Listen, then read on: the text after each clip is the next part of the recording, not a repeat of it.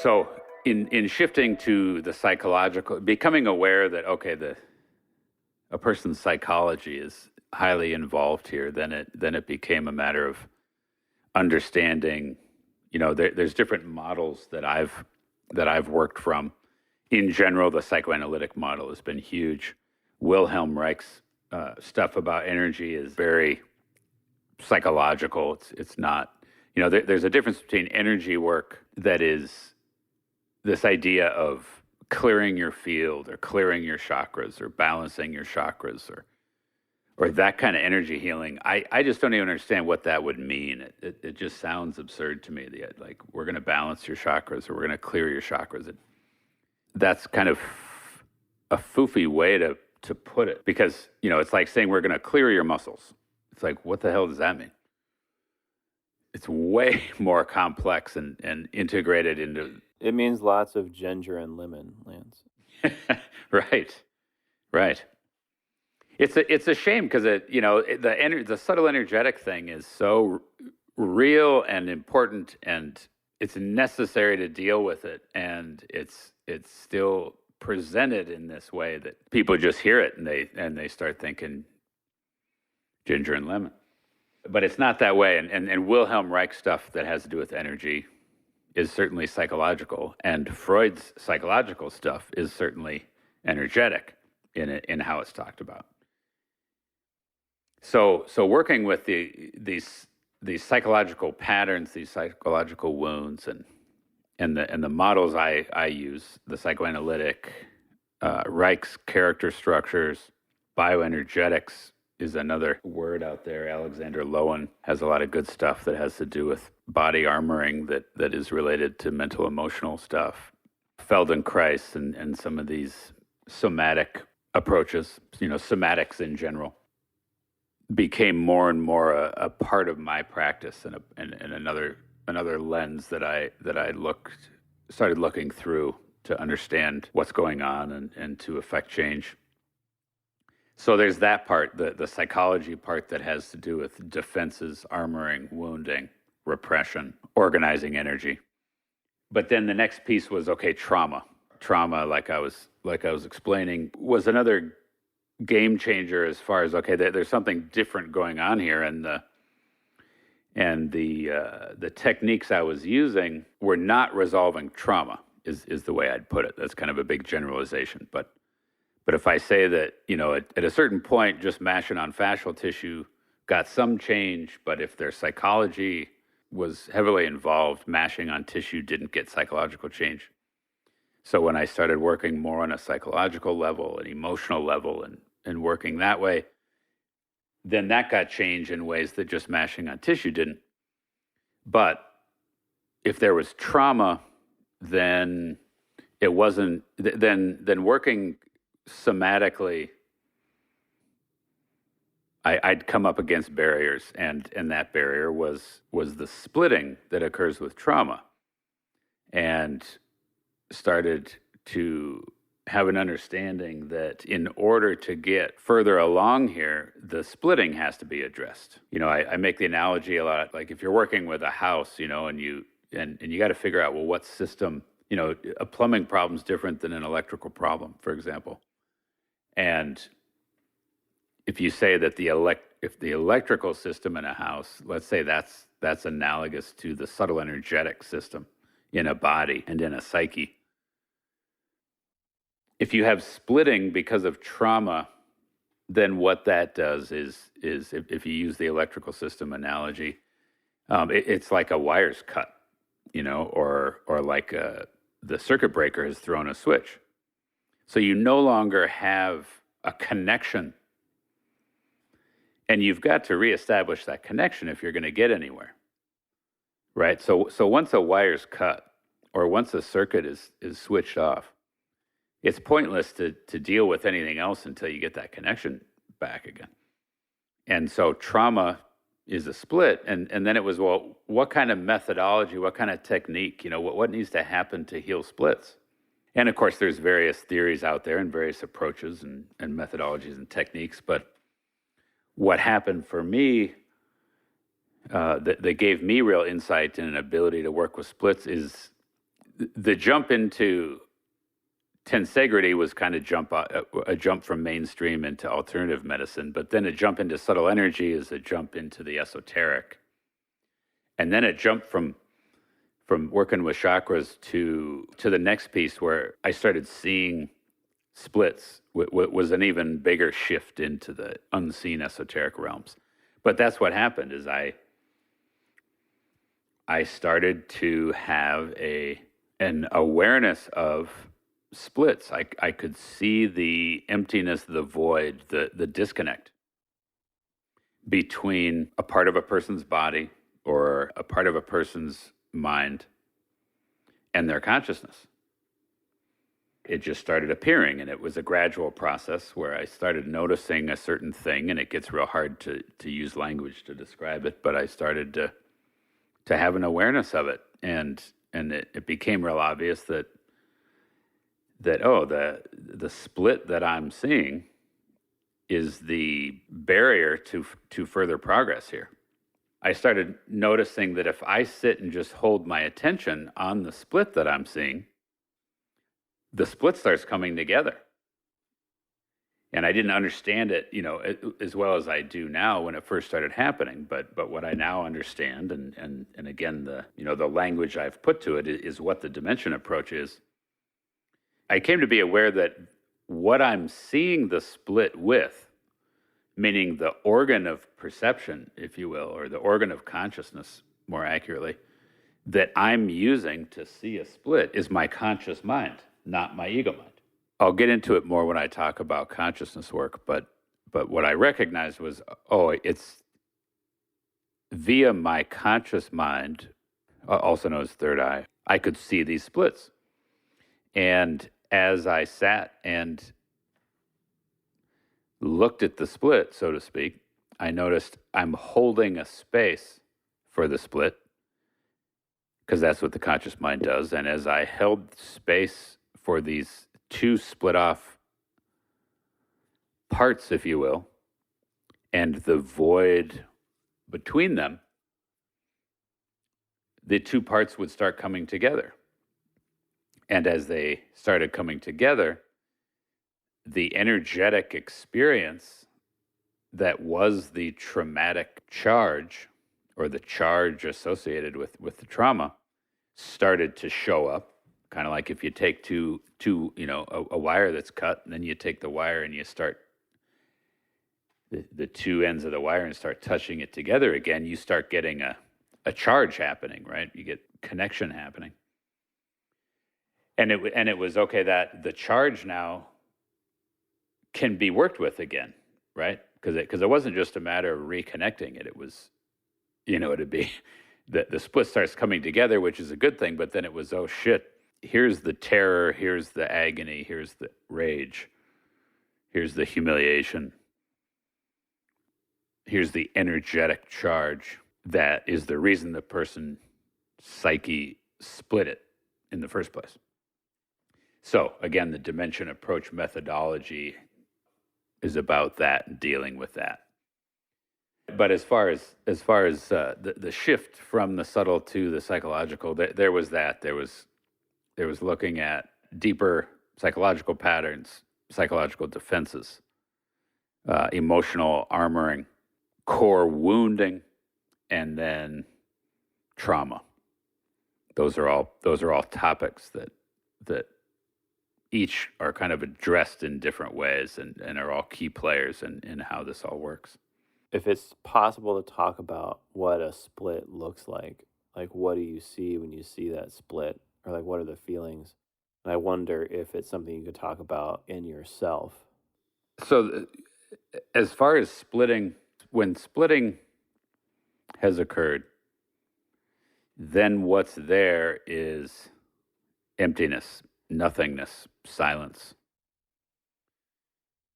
Just like if the circuit breaker throws the switch on the electrical system, the lamp turns off, right? And then what remains is just darkness. And the ego mind does not like emptiness. It does not like nothingness. It does not like the void experience. It's kind of like the ego is afraid of the dark. Our attention moves away from it in the same way that our attention doesn't. We don't tend to focus on empty space. We tend to our attention is drawn to, and we focus on objects in the space. We don't look at the space itself. One way to kind of describe why is because the ego mind looks and says, well, there's nothing there. Why would we sit and try to orient to nothingness? Nothingness is threatening. It's a quick trip from looking at nothingness to having the experience that nothingness is primary, that nothingness is all there is, that oneself is really nothingness. It's kind of amazing how quick of a trip there is from just trying to focus on nothingness. Even if you're just focusing on an empty, space that is in the external world, so to speak, something happens. Same as if you're put into a sensory deprivation tank. It's like something happens. This is the nature of meditation. To sit in quiet, contemplative meditation, something profound happens when you aren't focusing on and anchoring on and identifying with objects. So recognizing emptiness, recognizing silence, recognizing a void type of experience is what experiencing a split is like. And it's not just space, it's a vacuous space. Right? There's a difference between space that feels like full and like somethingness. There's a difference between that and a space that feels empty or vacuous or like it's nothingness rather than somethingness. Recognizing that experience was key for me. I started to recognize that my mind wants to get away from it. And I started recognizing that the client's mind wants to get away from it. But that if you don't simply get away from it, if you attend to it, if you focus your attention on it and stay conscious, something happens. And it's not something bad that happens, it's ultimately something good that happens.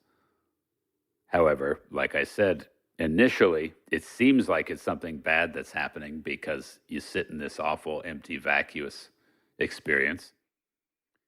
And then if you stay with it long enough, the trauma starts to appear, which then for sure seems like you must be going the wrong way. You must be doing something that you shouldn't do. But if you step back and look with a bigger scope, you see that it's movement towards healing. It's movement towards reconnecting. But this is the idea of depth work. It's the idea that looking within, going deeper, facing your wounds, etc., is initially a pretty dark path. There's darkness that has to get faced. There's your own darkness. There's the darkness of experiences you've been through, which becomes a very difficult, scary, and even dangerous thing to dive into. It's kind of like trading existential terror for real terror. Yeah, that's a good point. Yeah. And all of that comes before anything gets better. Right. But I think the void you're talking about is maybe talking about that feeling of the void, because I like what you said about it being a vacuous space. And I think the differentiating kind of the void from the field, right? Or like in Buddhism, there's space that's like a landing place. There's space that's like, because space can get used as presence, space can get used as right, a ground. Yeah, a ground versus a vacuous void. It's like it's funny because it will suck you in, and it's one of the driving forces away. Like every structure we have and every pattern we have is to keep us away from the void and away from the underlying split, because that's what we've had to do, and we have all of this experience maintaining that separation. At this point, what are the kinds of things that kind of lead you to notice existing splits in yourself? Because I would imagine that still comes up. Is there something that, because it would seem to me that would be the goal, is to gradually develop awareness enough to see outside of ourselves, to see these splits in between our consciousness and parts of ourselves. Is that something that you experience? And are there things that kind of trigger that or that help that? If I was going to try to just answer that question in one word, it would be suffering. How do I, what's my first cue that there might still be splits in my psyche? It's like, well, I'm still suffering, you know.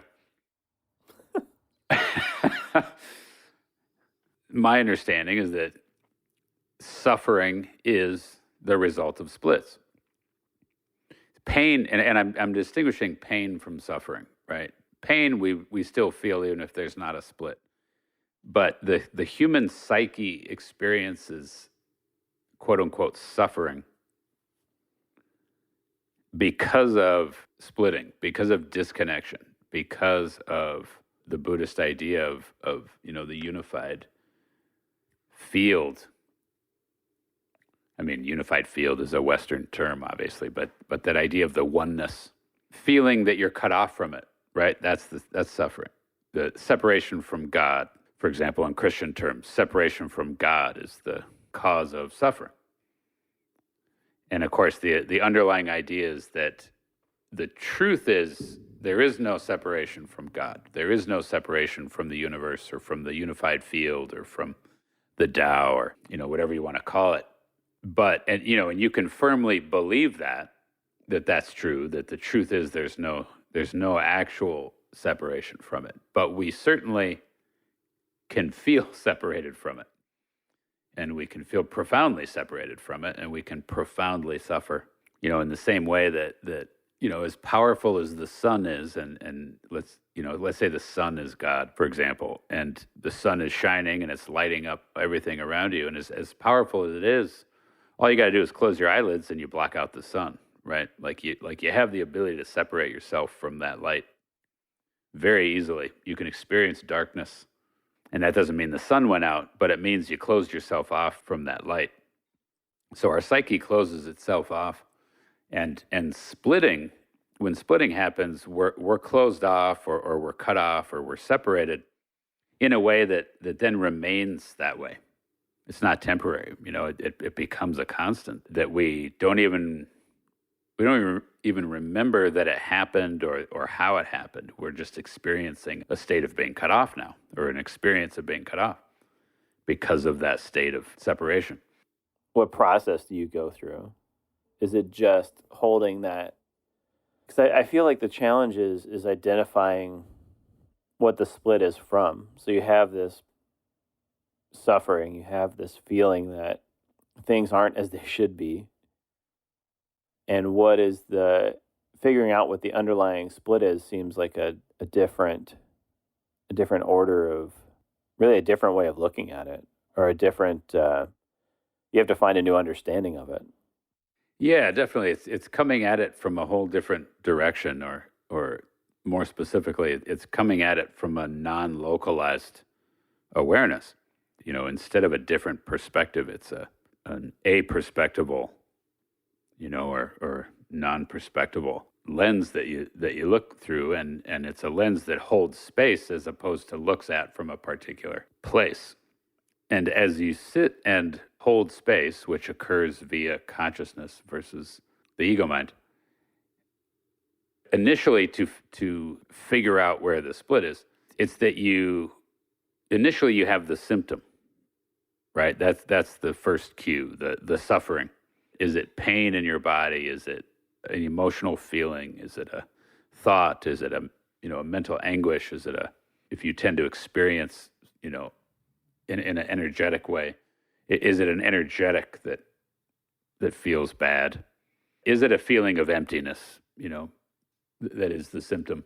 But whatever the symptom is, it's like, okay, your awareness is brought to the symptom, and then it's, instead of just reacting to the symptom, just like I was saying with the downward dog exercise, and really being with the feeling in your hamstrings, can you sit with the symptom? Really investigate the symptom, right? What is going on? What's the actual What's the actual experience of the symptom? And can you be conscious? Can you be present in present time? Can you be present ideally in the present moment, which is different than present time, but ideally in the present moment? Can you hold space and be with that symptom? And if there's splitting, what you'll tend to notice is that it's not very easy to be with it. You'll notice you don't want to be with it. There's a real resistance to being with it. And if you do start to be with it, there'll be an experience of not only the symptom as it is, but an experience of emptiness, darkness, void, nothingness, disconnection. There'll be an experience of, I can't hold this. I can't be with this. I want to get away from this. I have judgment about this. I want to fix this. I want to change this. It's the opposite of acceptance, openness, compassion, loving embrace. And of course, the ego mind says, I'm in pain.